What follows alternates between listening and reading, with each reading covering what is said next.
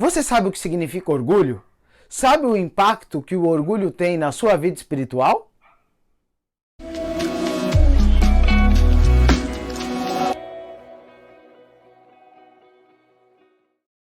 A lição de Escola Sabatina de hoje começa com uma história muito interessante, de um pastor que pregou um sermão muito profundo sobre o orgulho.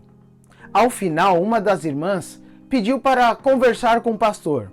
E ao começar a conversa, ela disse que precisava confessar um grave pecado, já que ela se sentia angustiada com isso.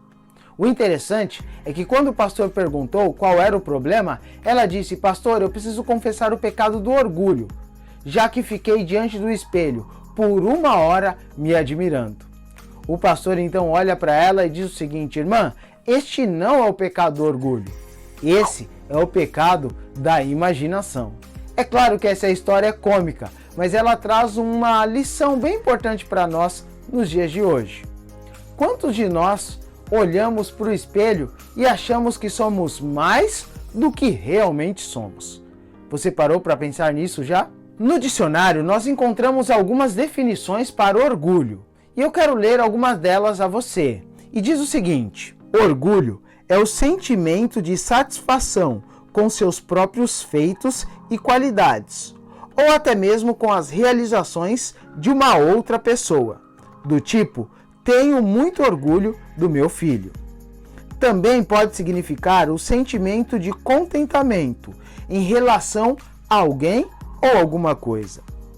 Mas também pode ser o excesso de admiração que o indivíduo tem em relação a si próprio, baseado em suas próprias características, qualidades ou ações. Também pode ser definido como arrogância. Também, de forma pejorativa, pode ser o conceito elevado que alguém tem de si próprio, ou soberba. Amor próprio, exposto de modo exagerado, uma altivez. Ação de demonstrar desprezo em relação ao próximo, ou até mesmo um desdém. Algo ou alguém sobre os quais se tem orgulho. Ele é o meu orgulho. É interessante que a palavra orgulho pode ter seus aspectos positivos, do tipo, eu tenho orgulho do meu filho, mas ela pode ser muito usada de forma pejorativa, ou seja, negativa, do tipo, eu tenho orgulho dos meus próprios atos. Em Isaías, no capítulo 14, verso 13 e 14, diz o seguinte: tu dizias no teu coração, eu subirei ao céu, acima das estrelas de Deus, exaltarei o meu trono, e no monte da congregação me assentarei, nas extremidades do norte. Subirei acima das mais altas nuvens, e serei semelhante ao Altíssimo. Este texto parece ter um duplo alcance. Por exemplo, Jerônimo e Tertuliano, que são pais da igreja, consideravam que esse texto se referia especificamente ao diabo, Satanás, que havia sido considerado a estrela da manhã, por isso o nome Lúcifer, estrela da manhã. Mas esse texto é aplicado diretamente ao rei da Babilônia. Calvino e Lutero consideravam dessa forma. Porém, esse texto é bem claro em dizer que o orgulho existia no coração de alguém, que queria alcançar um patamar superior aos dos outros. Na verdade, esta pessoa se considerava além do que ela propriamente era. O interessante é que isso pode ocorrer comigo e com você. Podemos ter esse mesmo sentimento e achar que somos mais santos do que realmente somos, que somos melhores do que realmente somos.